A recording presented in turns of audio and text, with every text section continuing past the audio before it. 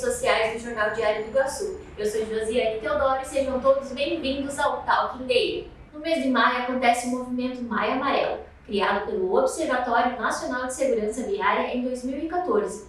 Tem como proposta principal alertar a população acerca dos elevados índices de mortes e feridos em acidentes de trânsito em todo o mundo. Em Chapecó, com a temática No Trânsito Escolha a Vida, o objetivo desse movimento é também trazer ações para o dia a dia que garantam essa segurança. Nós do DI planejamos uma série de entrevistas semanais de 15 minutos, trazendo profissionais e especialistas na área com diferentes assuntos acerca dessa temática. O tema de hoje é equipamentos de proteção. E para tratar desse assunto, convidamos a instrutora teórica da Autoescola Cometa, Juliana Borges. Seja bem-vinda, Ju. Boa tarde, tudo bem? Obrigada pelo convite. Hoje vamos abordar então um pouquinho sobre os equipamentos de segurança, como o condutor deve se portar aí no trânsito, né? Sempre prezando pela segurança dele e dos outros usuários do trânsito que estão aí frente a frente, pedestres, ciclistas, motociclistas, tudo que abrange relacionado ao trânsito. Como devemos se portar para garantir a nossa segurança e a segurança das outras pessoas. Segundo dados da pesquisa da Organização Mundial de Saúde, 3,5 mil pessoas morrem de acidentes de trânsito por dia no mundo. Isso equivale a 1,3 milhões ao ano. Entre as principais causas de mortes por acidentes de trânsito está a não utilização de equipamentos de proteção. Vamos começar então trazendo quais são os equipamentos de proteção para os motoristas dos veículos. Atualmente, o CTB determina lá no artigo 105 alguns equipamentos obrigatórios para os veículos automotores. Os mais comuns que a gente conhece, né, o cinto de segurança de 3 pontas, para-choque dianteiro e traseiro para os veículos, os espelhos retrovisores internos e externos, que vão garantir que o condutor tenha visibilidade do que acontece em volta desse veículo, os pneus em bom estado, né, sempre na calibragem correta, de acordo com o manual de instrução, um pneu extra, né, o pneu step, triângulo, tem que estar sempre junto com o veículo, chave de roda, macaco, tudo que você vai precisar caso ocorra algum tipo de emergência no teu trajeto. Então, teve algum tipo de problema, furou meu pneu, o que eu vou fazer? Eu vou precisar desse triângulo para estar sinalizando, vou precisar do macaco para estar fazendo a remoção dessa roda e tenho que ter esse pneu step ali em boas condições para que eu consiga recolocar e seguir a minha viagem em segurança. Alguns dispositivos de retenção também, tá? Então, como eu falei, o cinto de segurança para algumas crianças, então, de acordo com a idade e o tamanho, também são exigidos nos carros. Limpadores de para-brisa, né? Em caso de chuva, tem que estar em bom estado, tem que estar em bom estado de funcionamento para que garanta a segurança desse condutor também. As lanternas, então, do veículo, né? As lanternas, os faróis, lanterna de ré, de freio, para que o condutor que vem atrás do teu carro saiba o que você está fazendo, né? Ao acionar esse tipo de equipamentos. A partir do momento que você aciona, então, essa lanterna ela é acesa e a pessoa que está atrás de você consegue saber o que está acontecendo. Então, a tua segurança está em jogo e a segurança da pessoa que está atrás de ti ou na sua frente também. As setas indicadoras de direção, né, dos dois lados, tanto dianteiras como traseiras, também são muito importantes. Os freios de estacionamento e o de serviço, o freio de mão, né, que a gente chama, o freio de estacionamento, e o freio de serviço é aquele que a gente utiliza então com os pedais com o pé.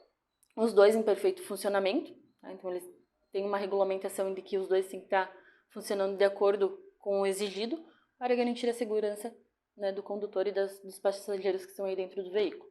Encosto de cabeça, então, para os usuários do automóvel, também tem que ter. Tiveram algumas mudanças, então, da legislação referente a isso, né, uma mudança mais recente, e sobre os cintos de 3 pontas, né, então tiveram algumas mudanças que foram sendo acatadas de acordo com a necessidade dos usuários. Isso que eu ia ter que questionar. Em relação aos equipamentos de proteção dos veículos, teve alguma alteração de acordo com o novo Código de Trânsito Brasileiro? Sim, o CTB em 2014 adotou algumas mudanças referentes aos tipos de freio e ao uso de airbag duplo frontal. Então, os freios ABS, a partir de 2014, todos os veículos que saem de fábrica, eles têm que sair com o sistema de freio ABS. Por quê? É um sistema de freio que garante maior segurança para o condutor. Tá? No sistema de freio ABS, o condutor, ao acionar esse sistema, ele vai fazer a desaceleração desse veículo, porém o condutor ainda vai ter como conduzir esse veículo, né? Desviar de algum tipo de obstáculo. Nos sistemas de freios antigos, a partir do momento que eles travavam o freio, pisavam ali o freio, as rodas travavam. Então a pessoa não tinha mais o controle desse veículo. Então esse sistema ABS que foi posto em prática a partir de 2014 é para garantir a segurança dos usuários. Os airbags, então, também foi uma mudança que teve ali em 2014, que os veículos utilitários, né, e as vans até 9 lugares, então, teria que ter esse sistema para os dois usuários, para o passageiro e para o condutor que estão aí frente nesse veículo. Então, dos dois lados é obrigatório o airbag. Teve também a implantação do ISOFIX. O que é esse ISOFIX? É um dispositivo que vai auxiliar aí na colocação do equipamento de retenção, que ele já está no carro, ele é fixo do carro, que é para que tu consiga fixar a cadeirinha. Então, antes você só colocava a cadeirinha da criança ali no carro e passava o cinto de 3 pontas. Esse ISOFIX, ele é um sistema que já está implantado no veículo e ele ajuda no travamento desse equipamento de retenção. Algumas mudanças que o CTB vai fazendo, que é para garantir a segurança dos usuários. E para os motoristas, quais são os equipamentos de proteção obrigatória? Então, nas motocicletas, o CTB determina que é obrigatório, então, os espelhos retrovisores dos dois lados, as setas indicadoras de direção, lanterna traseira, dianteira e traseira, a iluminação da placa atrás, né, ela tem que estar visível, a nível de fiscalização, de identificação dessa motocicleta, as lanternas de freio também, então, que fica posta aí na traseira da moto, então o motociclista, ao acionar o sistema de freio, vai estar acendendo a lanterna lá atrás, né, que identifica que ele está fazendo aquele tipo de manobra. Então, ela também é muito importante. Os pneus também têm que estar em bom estado de conservação. Então, um pneu, como que eu vou conseguir fazer essa manutenção dele, né? Eu tenho que manter sempre uma calibragem correta na motocicleta. Também tenho que cuidar qual calibragem eu preciso colocar. Então, eu vou ter isso no manual de instrução. Se o motociclista, então, ele anda sozinho na motocicleta, ele vai ter que prestar atenção que a calibragem vai ser diferente do que se ele estivesse transportando uma pessoa a mais. Tudo isso para garantir a segurança dele. Então, alguns equipamentos aí de segurança que precisa ter em acordo com o CTB e que precisa estar aptos para o uso, tá? Então, não pode ter defeito, o espelho retrovisor quebrado não pode, as lanternas têm que estar funcionando. Então, sempre cuidar dessa manutenção para que esses equipamentos obrigatórios estejam de acordo com o CTB para garantir a segurança dele e dos outros usuários do trânsito. A gente sempre orienta os nossos alunos para que os capacetes sejam aqueles que você consiga fazer afivelamento correto aqui na jugular, que tem aquela proteção frontal, né, do queixo, do maxilar. E a viseira, a gente orienta que não sejam as viseiras espelhadas. Essas viseiras espelhadas, à noite, ela acaba dificultando a visibilidade do condutor. Sempre procurar um capacete que tenha o selo do Inmetro. Então, esse capacete ele foi testado para garantir a segurança do usuário. É um capacete que te oferece um conforto maior, mas também uma segurança, né? Muitas vezes o pessoal utiliza o capacete como forma de estética e deixa de lado um pouquinho a questão da segurança. Então, o CTB também estabelece alguns tipos de capacete, aqueles capacetes esportivos, né, que normalmente ele é mais queixudo ali na frente, precisa fazendo o uso do óculos de proteção, esses que não têm a viseira, então tem que estar fazendo o uso do óculos. Esse óculos, então, ele precisa te dar a possibilidade de você, no caso de quem utiliza óculos, utilizar o teu óculos e o óculos de proteção. Então, pode utilizar sim, mas tem que estar dentro da regulamentação do CTB. E para os ciclistas, eles também têm equipamentos que são obrigatórios de acordo com o Código de Trânsito Brasileiro? Então, nas bicicletas, o CTB também tem algumas especificações, tá? Então, eles exigem que tenha um espelho retrovisor do lado esquerdo, os dispositivos reflectivos, então, no pedal e na parte de trás. Algumas bicicletas vêm equipadas com aquelas luzes intermitentes atrás, para que aumente a visibilidade dessa pessoa no trânsito, né, levando em consideração que as motos não têm faróis. Então, eles têm alguns dispositivos refletivos, que os veículos ou as motocicletas, ao encontrarem a luz com aquele dispositivo, vai refletir. Então, ele vai ser visto na pista. A princípio de determinação, orientado seria capacete. Porém, tem algumas orientações para aumentar a segurança deles. Então, uso de capacete, de luva, joelheiras, cotoveleiras, são itens que aumentam a segurança do ciclista, mas que não são obrigatórios, são recomendados. Então, de obrigatoriedade, são os itens então, que estão ali da bicicleta, como eu falei, o retrovisor, né, os dispositivos refletivos, mas ele não determina nada além disso, né? Precisa utilizar luva ou é obrigatório utilizar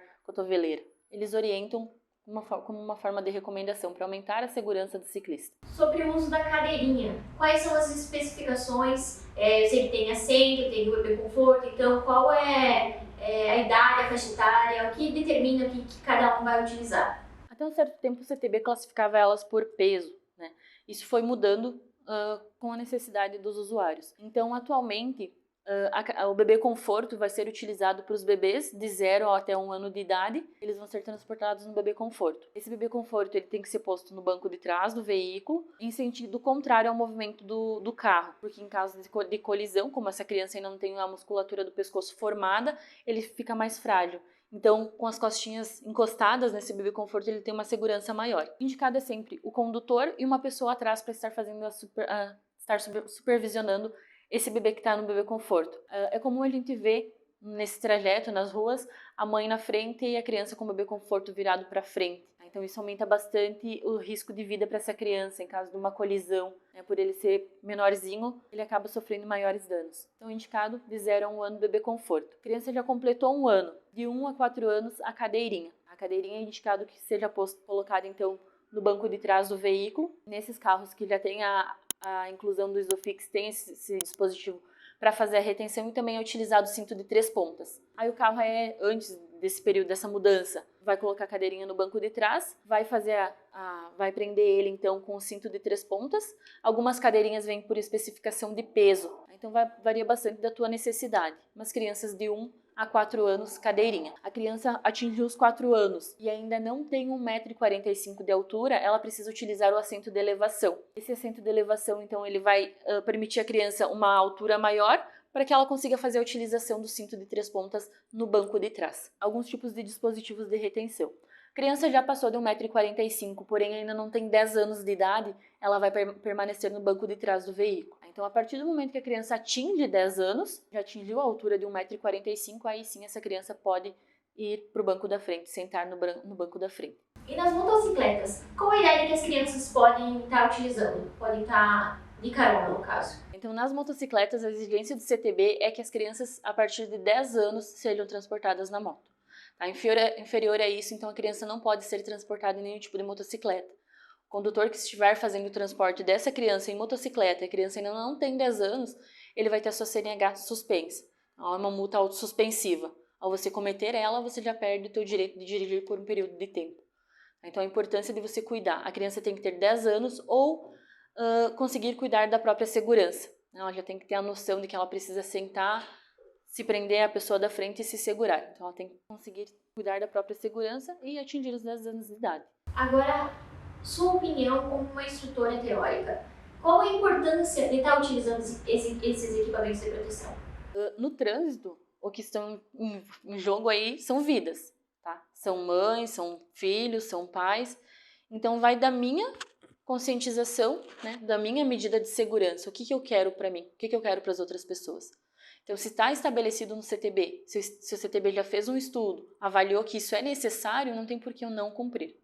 Tá? Então, é a minha segurança que está em jogo. Tá? Não tenho o direito de ir tirar a vida de outra pessoa, ou então de cometer um acidente, ou a pessoa que está do meu lado no veículo não colocou o cinto de segurança. O condutor é responsável por todos os ocupantes. Então, se está no CTB, precisa ser seguido porque tem um fundamento, né? Tem uma necessidade. Os pets, eles têm alguma forma correta e segura de serem transportados? Para os pets, normalmente orientado é que tenha aquela caixinha para viagem. Tá? Tu vai colocar o pet lá dentro e vai conseguir prender aquela caixinha para que ele fique seguro. Acontecia bastante que em acidentes de carro, o pet estava só com aquela coleirinha presa no cinto e ele acabava morrendo em acidentes por conta disso, porque ele não tinha também uma maneira correta de ser transportado. Então, hoje no mercado já tem vários dispositivos que o teu pet vai ser transportado com segurança, né, que vai garantir, então, aí um transporte tranquilo.